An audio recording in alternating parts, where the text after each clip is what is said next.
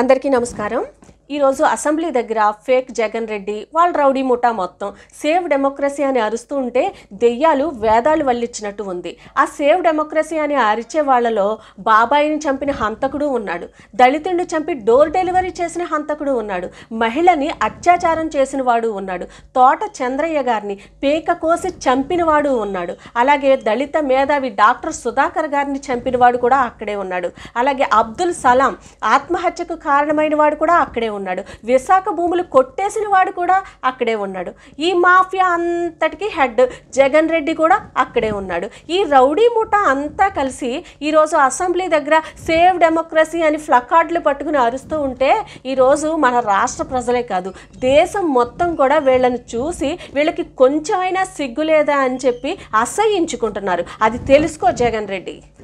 అందరికీ నమస్కారం।